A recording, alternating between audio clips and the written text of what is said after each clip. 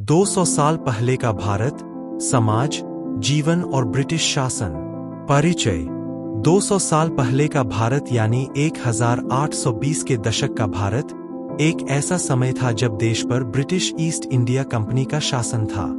इस काल में भारतीय समाज, अर्थव्यवस्था, शिक्षा, स्वास्थ्य और प्रशासन में बड़े बदलाव हुए। इस लेख में हम इन 5 क्षेत्रों में उन बदलावों और उनकी स्थितियों पर गहराई से नजर डालेंगे। भाग 1, समाज और जीवन। ग्रामीण जीवन। 1820 के दशक में भारत का अधिकांश जनसंख्या ग्रामीण क्षेत्रों में निवास करती थी। भारतीय ग्रामीण समाज मुख्यतः कृषि पर आधारित था। किसान धान, गेहूं, बाजरा, जौ जैसी फसलों की खेती करते थे। पारंपरिक खेती के तरीकों का उपयोग किया जाता था जिसमें बैल और हल का प्रमुख स्थान था। गांवों में लोग माटी की झोपड़ियों में रहते थे। घरों में बुनियादी सुविधाएं नहीं थीं। लोग कुएं से पानी भरते थे और चूल्हे पर खाना पकाते थे। संयुक्त परिवार प्रणाली प्रचलित थी, जहां दादा-दादी, माता-पिता, बच्चे एक साथ रहते थे। महिलाएं साड़ी और पुरुष धोती या कुर्ता पहनते थे। सामाजिक और धार्मिक उत्सव गांव के जीवन का महत्वपूर्ण हिस्सा थे। शहरी जीवन। शहरी क्षेत्रों में स्थिति थोड़ी अलग थी। व्यापारी, कारीगर और शिल्पकार शहरी क्षेत्रों में रहते थे। व्यापारिक गतिविधियों के कारण शहरों में अर्थव्यवस्था तेजी से बढ़ रही थी। ब्रिटिश ईस्ट इंडिया कंपनी के कारण कुछ प्रमुख शहरों में पश्चिमी शैली के भवन और सड़कों का निर्माण हुआ। हालांकि शहरी गरीब वर्ग के लोग झोपड़पट्टियों में रहते थे और कठिन परिस्थितियों का सामना करते थे। भाग 2, अर्थव्यवस्था और व्यापार। पारंपरिक व्यापार। 1820 के दशक में भारत की अर्थव्यवस्था मुख्यतः कृषि और हस्तशिल्प पर आधारित थी। भारतीय व्यापारी अपने उत्पादों को स्थानीय बाजारों में बेचते थे। कपड़ा, मसाले, गहने और हस्तनिर्मित वस्त्रों की मांग अधिक थी। भारतीय कारीगर अपने हाथों से सुंदर वस्त्र, गहने और बर्तन बनाते थे। ब्रिटिश व्यापार और औद्योगिकरण। ब्रिटिश ईस्ट इंडिया कंपनी के आने के बाद भारतीय व्यापार में बड़े बदलाव हुए। कंपनी ने भारतीय बाजार पर अपना कब्जा जमा लिया और कपास, चाय, मसाले आदि का निर्यात ब्रिटेन और अन्य यूरोपीय देशों में किया जाने लगा। ब्रिटिशों ने भारतीय कच्चे माल का उपयोग अपने उद्योगों में किया और तैयार माल को भारत में बेचा। इस प्रक्रिया ने भारतीय हस्तशिल्प और कारीगरों की आर्थिक स्थिति को बुरी तरह प्रभावित किया। औद्योगिक क्रांति के साथ ही ब्रिटिशों ने भारतीय उद्योगों को कमजोर कर दिया। भारतीय कारीगर और व्यापारी ब्रिटिश माल के सामने प्रतिस्पर्धा में पीछे रह गए।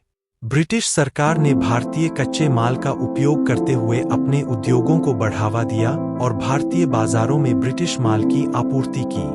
भाग 3, शिक्षा और ज्ञान। परंपरागत शिक्षा। 1820 के दशक में भारतीय शिक्षा प्रणाली मुख्यतः गुरुकुल और मदरसों पर आधारित थी। गुरुकुल में विद्यार्थी अपने गुरु के पास जाकर वेद, संस्कृत, गणित और व्याकरण की शिक्षा प्राप्त करते थे। मदरसों में कुरान, अरबी और इस्लामिक शिक्षा दी जाती थी। शिक्षा का उद्देश्य मुख्यतः धार्मिक और नैतिक ज्ञान प्रदान करना था। ब्रिटिश शिक्षा प्रणाली। ब्रिटिश शासन के आने के बाद पश्चिमी शिक्षा प्रणाली का प्रसार हुआ।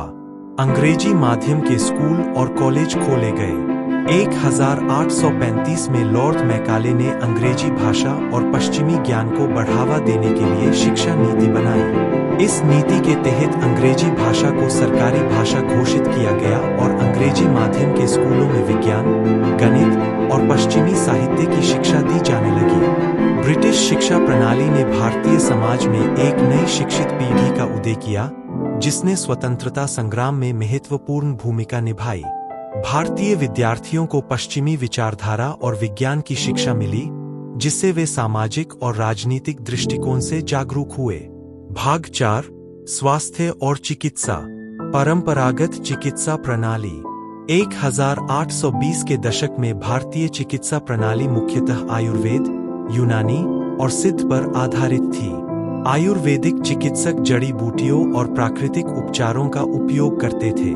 पंचकर्म और अन्य प्राकृतिक प्रक्रियाएं रोगों के इलाज में उपयोग की जाती थीं। वैद्य और हकीम अपने अनुभव और ज्ञान के आधार पर मरीजों का उपचार करते थे। ब्रिटिश चिकित्सा प्रणाली। ब्रिटिश शासन के दौरान पश्चिमी चिकित्सा प्रणाली का आगमन हुआ। आधुनिक अस्पताल और क्लिनिक खोले गए। डॉक्टरों को पश्चिमी चिकित्सा पद्धति की शिक्षा दी गई। पश्चिमी चिकित्सा पद्धति में एंटीबायोटिक्स, सर्जरी और टीकाकरण का उपयोग किया गया। इससे स्वास्थ्य सेवाओं में सुधार हुआ और कई जानलेवा बीमारियों पर काबू पाया गया। ब्रिटिश चिकित्सा प्रणाली ने भारतीय समाज में स्वास्थ्य सेवाओं के स्तर को बढ़ाया। हालांकि यह सेवाएं मुख्यतः शहरी क्षेत्रों में उपलब्ध थीं और ग्रामीण क्षेत्रों में स्वास्थ्य सेवाओं की कमी थी। भाग 5। ब्रिटिश शासन और प्रशासन। प्रशासनिक प्रणाली। 1820 के दशक में भारत पर ब्रिटिश ईस्ट इंडिया कंपनी का शासन था।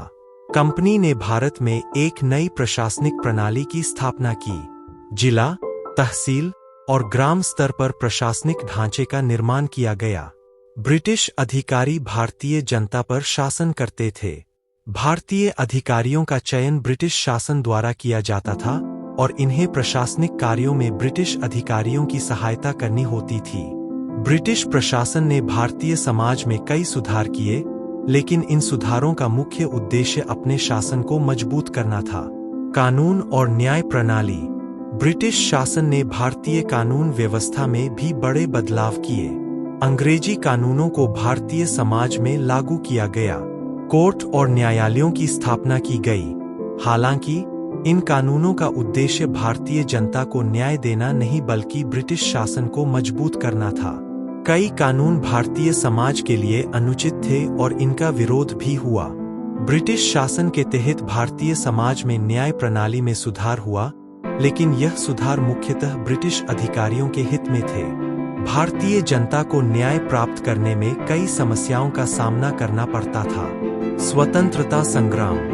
ब्रिटिश शासन के खिलाफ भारतीय जनता ने स्वतंत्रता संग्राम की शुरुआत की। महात्मा गांधी, सुभाष चंद्र बोस, भगत सिंह जैसे स्वतंत्रता सेनानियों ने ब्रिटिश शासन के खिलाफ लड़ाई लड़ी। असहयोग आंदोलन, भारत छोड़ो आंदोलन जैसे अनेक आंदोलनों के माध्यम से भारतीय जनता ने अपनी स्वतंत्रता की मांग की। अंततः 1947 में भारत को ब्रिटिश शासन से आजादी मिली। निष्कर्ष। 200 साल पहले का भारत और आज का भारत बहुत अलग है। ब्रिटिश शासन ने भारतीय समाज, संस्कृति और अर्थव्यवस्था पर गहरा प्रभाव डाला। हालांकि भारतीय जनता ने अपनी सांस्कृतिक धरोहर को संजो कर रखा और अंततः अपनी स्वतंत्रता प्राप्त की। इस यात्रा में हमने देखा कि कैसे भारतीय समाज, अर्थव्यवस्था, शिक्षा, स्वास्थ्य और प्रशासन में बदलाव हुए और कैसे भारतीय जनता ने ब्रिटिश शासन के खिलाफ अपनी लड़ाई लड़ी। इस ऐतिहासिक यात्रा में शामिल होने के लिए धन्यवाद। अगर आपको यह लेख पसंद आया हो तो हमारे चैनल को लाइक, शेयर और सब्सक्राइब करना न भूलें। अगले समय फिर मिलेंगे, तब तक इतिहास की नई कहानियों में डूबे रहें।